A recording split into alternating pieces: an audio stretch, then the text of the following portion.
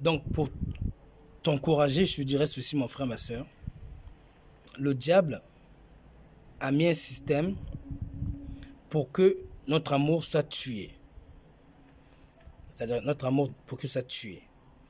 Alors, Satan sait que Dieu attend de nous que nous nous aimons les uns les autres.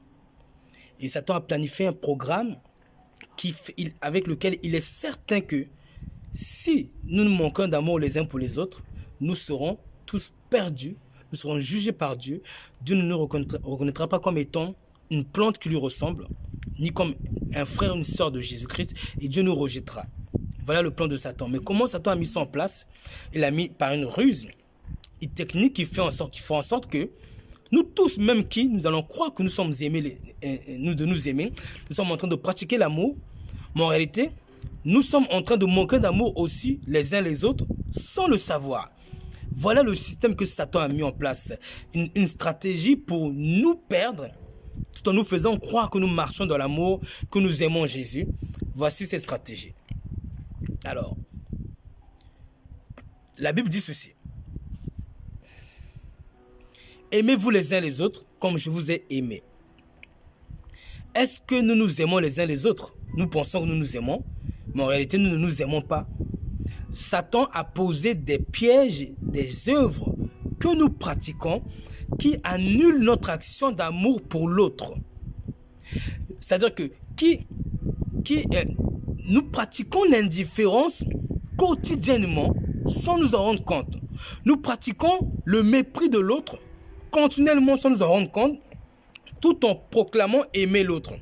Nous avons compris que aimer, c'est pardonner, c'est faire le bien, c'est aider, c'est par exemple supporter. Quelqu'un a faim, lui donne à manger, encourager ou des fois reprendre. On a compris ça du coup, même aller évangéliser, c'est aimer. Donc, nous allons faire ces choses qu'on a compris faisant partie de la loi de l'amour. Mais il y a d'autres choses que nous faisons qui sont totalement le contraire de l'amour. Et c'est ces choses-là que je veux parler. Que Satan a mis en place dans le monde entier. Et tous les gens qui se retrouveront dedans sont en train de manquer d'amour pour les autres, pour quelqu'un. Et sont en train d'aller en enfer tout en croyant être en train d'aller au paradis. Sont en train d'aller en jugement de Dieu. Sont en train d'aller sous la colère de Dieu comme Satan le veut. Tout en ayant la conviction qu'ils sont en train d'aller à l'élection. Quelles sont ces choses? On va les toucher. Alors, dites-moi, regardez. Lorsque, je disais l'autre fois que lorsque nous fumons, nous envoyons de la fumée sur la personne. Et la fumée va provoquer sur la personne quoi? Détérioration de ses poumons, de sa santé. Et nous manquons d'amour. Alors, dites-moi, la Bible dit que celui qui regarde une femme pour la convoiter commet un adultère dans son cœur. La personne qui convoite attire sur lui le jugement de Dieu parce qu'il commet un adultère, il est dans le péché. Bon, dites-moi, si moi je sais que la sœur qui me convoite est dans le péché et que moi je m'habille de façon à exciter sa convoitise, est-ce que je suis en train de l'aimer ou je suis en train d'agir comme quelqu'un qui est indifférent au fait que sa convoitise attire sur lui le jugement de Dieu? Si moi je me maquille, est-ce que ne suis-je pas en train de manquer d'amour pour quelqu'un qui est déjà faible? Quand je suis dans ma beauté naturelle, elle est déjà assez faible, elle se met à me convoiter. Mais quand je me rends plus belle que ce que je ne suis pas par la convoite, par les ornements, les bijoux, les tresses, les perles, les faux cheveux, les décolletés, les vernis, est-ce que je ne suis pas en train de manquer d'amour pour cette personne? Satan sait que, même si nous prétendons marcher dans l'amour, que nous nous ornons de perles, de tresses, de bijoux, nous sommes en train de cultiver l'attitude de quelqu'un qui est indifférent au sort de la personne qui la convoite. Et Satan sait que nous manquons d'amour pour cette personne, que nous sommes indifférents. Parce que lui, elle va nous convoiter, elle va persévérer, elle va attirer sur elle le jugement de Dieu.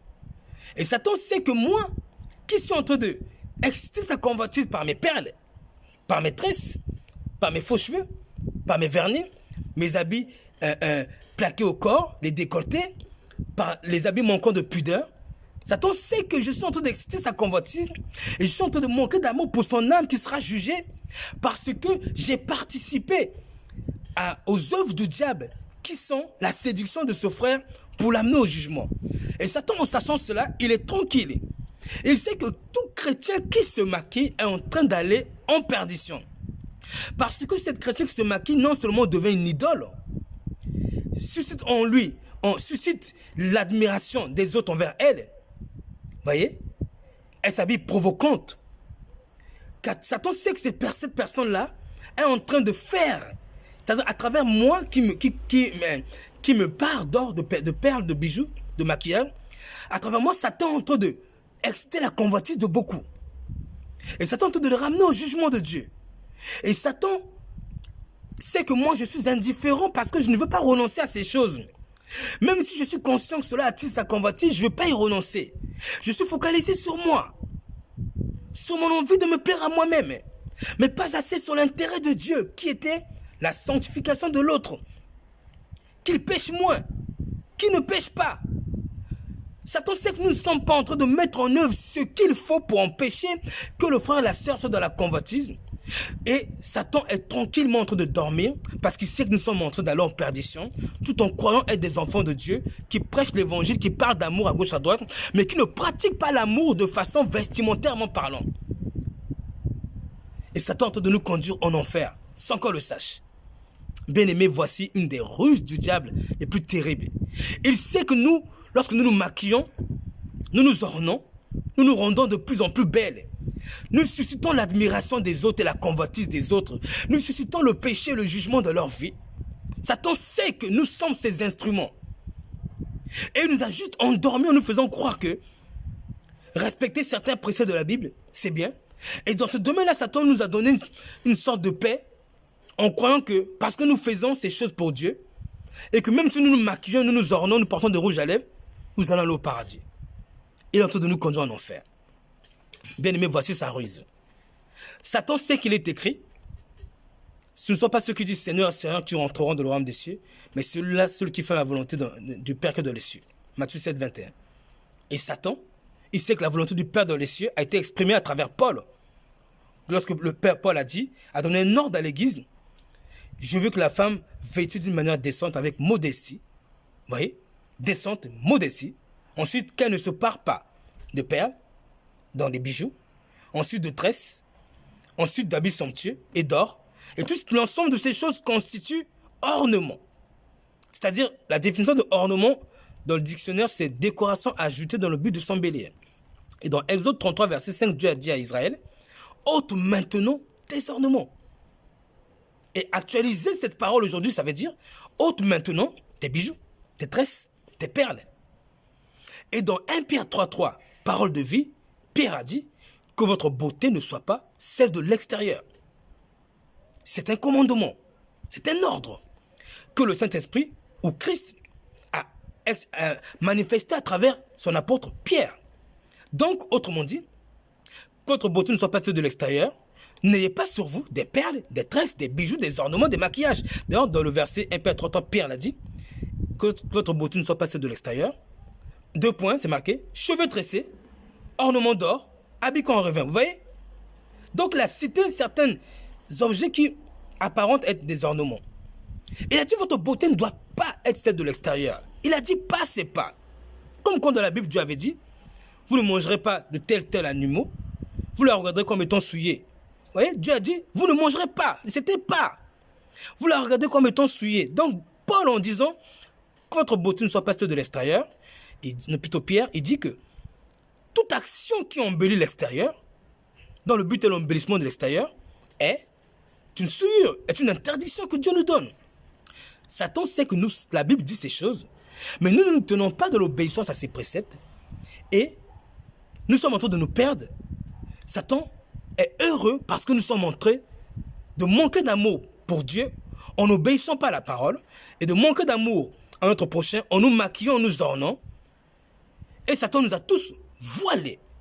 L'église moderne a été voilée parce que cette église moderne croit qu'elle est en train d'aller au ciel alors qu'elle est en train d'aller en enfer, accusée par Satan qui a pris la parole et qui va présenter cette parole devant Dieu en disant Dieu, ta servante ici ne se tenait pas devant cette parole pour l'obéir. Donc elle mérite ton jugement parce qu'elle m'appartient. Elle n'a pas obéi comme tu as dit.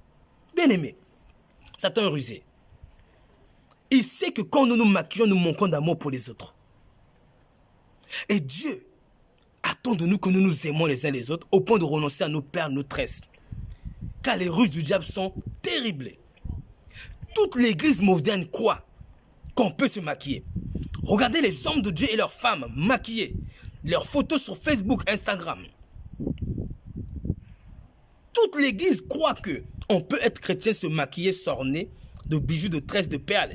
Des choses que la Bible interdit fermement. Et l'église croit ce que la Bible a dit de ne pas croire. Est-ce que la Bible a dit de croire qu'on peut se parer de tresses, de perles? Quand la Bible a dit ne vous parez pas de tresses ni de perles, la Bible n'a pas dit de croire ça. Elle a dit de croire qu'une femme ne peut se parer de tresses, ni de perles, ni d'or. Des ornements. Des choses qui suscitent la beauté. Contraire à l'amour. Des choses qui amènent l'admiration de soi. Qui excitent la convoitise. Bien aimé. Satan est rusé. Et par cette négligence à ses préceptes, nous manquons d'amour pour beaucoup de frères et sœurs dans le monde. Nous nous habillons sexy. L'amour est un tout. Nous savons qu'on doit aimer, pardonner. Nous savons qu'il faut se réconcilier. Tout ça, c'est l'amour. Nous avons oublié l'amour qui consiste à renoncer à nos parures, qui séduisent notre frère, qui excite sa convoitise et qui attire sur lui un jugement. Nous avons négligé cela et Satan nous a trompés. Bien-aimé, je suis là pour te dire, repens-toi, aime ton frère, ta soeur, comme la Bible le présente. Renonce à tes parures, tes perles, tes tresses, tes maquillages, tes artifices de beauté qui sont l'expression d'un manque d'amour pour celui qui va te convoiter ou celle qui va te convoiter. Les hommes qui se baladent avec des shorts où on voit leurs jambes poilues. Mais c'est sexy pour des femmes, ça. Il y a des femmes qui sont excitées à la vue des jambes des hommes, des frères. Il y a des femmes qui sont sensibles à cela. Elles sont mariées. Et cela suscite la convoitise. Elles sont peut-être chastes et réservées, elles ne sont pas mariées, elles sont fiancées. Mais cela va amener leur pensée à regarder des parties du corps des hommes qui sont réservées qu'à leurs femmes. Bien aimés, aimons-nous au point de renoncer à tous ces habits indécents. Quand la Bible a dit la femme doit se vêtir avec pudeur, la pudeur c'est éviter d'exposer les parties de son corps. C'est ça la sainteté. Rechercher la sanctification sans laquelle nul ne verra le jour du Seigneur. C'est ça la sanctification. Il y a des femmes de Dieu qui parlent de Dieu avec des débardeurs. Elle parle de Dieu, elle est chez elle, elle est en vidéo. Et elle met des débardeurs avec un panneau dessus. Et elle retire le pan et on voit son débardeur, on voit ses aisselles. Bien aimé, c'est un manque de pudeur. Un faible, quelqu'un qui est faible va être saisi de convoitise. Et même s'il n'a pas convoité, c'est une absence de pudeur. Est-ce que la femme d'Abraham s'habillerait ainsi? Parlons peu, parlons vrai. Est-ce que Sarai, la femme d'Abraham, s'habillerait en laissant montrer ses aisselles comme ça par des décolletés, des cinglés? Non, c'est de la négligence. Bien aimé, Satan est rusé. La transgression de la loi, dit la Bible dans Jacques 2, la transgression d'un commandement entraîne la transgression de tous les autres commandements. Même si vous pardonnez, même si vous aimez, vous évangélisez, vous vous réconciliez, vous soutenez les saints, vous faites toutes les bonnes œuvres de la parole, vous obéissez aux autres commandements. Si vous transgressez 1 Timothée 2,9 qui parle seulement de pudeur, vous manquez de pudeur, ou vous manquez de modestie, ou vous vous parez de tresse, ou vous vous parez d'or ou de perles. Si vous faites une seule de ces choses, la Bible dit que celui qui écoute la loi, mais pêche contre les commandements, il vient de transgresser toute la loi. Donc il est coupable d'avoir transgressé toute la loi. Il pratique le péché. Bien aimé, je t'excite à retourner à l'obéissance à la parole, à vérifier si tu es conforme à la parole, aux attentes de Dieu. Les attentes de Dieu ont été exprimées par chacun de ses apôtres. L'obéissance à la parole. Ce n'est pas parce que tu obéis au verset A, A, B, C, D, et que tu négliges le verset E, F, G, que tu iras au ciel. Non, la Bible dit, si quelqu'un écoute la loi, mais pêche contre un commandement, il est coupable de tous. Le verset, bien aimé, les versets qui incitent, ou quand Pierre dit par exemple, que votre beauté ne soit pas celle de l'extérieur. Que votre beauté ne soit pas celui de l'extérieur. À la fin, il dit intérieur. mais pas extérieure. Donc, interdiction de tout ce qui excite la beauté extérieure. Bijoux, maquillage, ornements. Mais si on ne se tient pas de l'obéissance de ce commandement qui a été exprimé par le Saint-Esprit à travers Pierre, on n'a pas transgressé toute la loi, dit la Bible. Serons-nous élus? Nous serons juste des appelés. Car il y a beaucoup d'appelés à peu de lui. Repentons-nous et aimons-nous, parce que Satan est rusé. Il a mis des barrières, des pièges partout pour nous amener à faire croire que si nous obéissons à quelques ordonnances et nous en négligeons certains, mais Dieu nous prendra. Non, la Bible dit que votre corps soit irrépréhensible. Offrez vos corps comme un sacrifice. Renoncez à vos perles, vos parures. Offrez vos corps comme un sacrifice saint, vivant. Offrons-nous comme un sacrifice, comme Christ s'est offert en sacrifice, en renonçant à tout ce qui est inconforme à la parole. Aimer Dieu, c'est garder la parole. L'amour de Dieu consiste à garder ses commandements. Et ces commandements ont été exprimés par les apôtres. Pierre, Paul, Jacques, Jean, tout cela. Tous en même temps. Pas seulement Jacques, Jean ou Matthieu. Non, Pierre aussi. Paul aussi, parce que Paul est le plus rejeté. Paul aussi. Quand Paul a ordonné, c'était un commandement qui venait aussi du Saint-Esprit. Quand Pierre a ordonné, c'était un commandement qui venait du Saint-Esprit. Satan est rusé. Il nous fait croire que nous sommes en train d'aller au ciel en nous amenant à manquer d'amour pour les frères et sœurs, en excitant leur convoitise par nos parures, nos tresses, nos habits impudiques, manquant de pudeur. Il nous a trompés. Satan connaît la parole. Bien-aimé, c'est un encouragement de ma part de t'appeler à aimer Dieu, qui consiste à garder ses commandements. Et la Bible dit, tu aimeras le Seigneur de tout ton cœur, toute ton âme, toute ta force. D'accord? Et la Bible dit, aimer Dieu, c'est garder la parole. Donc voilà, l'amour de Dieu consiste à chercher dans la Bible quel verset, quel précepte avec lequel je ne suis pas en accord pour demander la faveur du Saint-Esprit pour m'amener à être conforme à cela. Ensuite, deuxième phase, aimer son prochain comme soi-même, en obéissant à 1 Timothée 2,9, en évitant de se maquiller, en obéissant à 1 Pierre 3,3 qui dit que votre beauté ne soit pas celle de l'extérieur. Je suis en train d'aimer mon prochain parce que je ne suscite pas en lui de l'admiration, de la convoitise. Bien-aimé, que Dieu nous bénisse, nous fortifie. Satan est rusé. Aimons-nous. Aimons-nous, car Satan sait que quand l'iniquité sera accrue, la charité de plus grand nombre se refroidira. C'est marqué. Mais nous y sommes. Toutes celles qui se maquillent se parent de perles. Les hommes qui s'habillent sexy, des pectoraux, qui mettent leurs jambes en valeur, leurs jambes poilues, ou leurs bras bien musclés en valeur, leurs pectoraux. C'est une absence de charité qui est le résultat de l'accroissement du péché, qui est la recherche de l'intérêt personnel. La charité de beaucoup s'est refroidie. Comment? Parce que le péché s'est accru. Comment? Parce que les hommes se parent de tresses les femmes se parent de tresses de perles. Partout.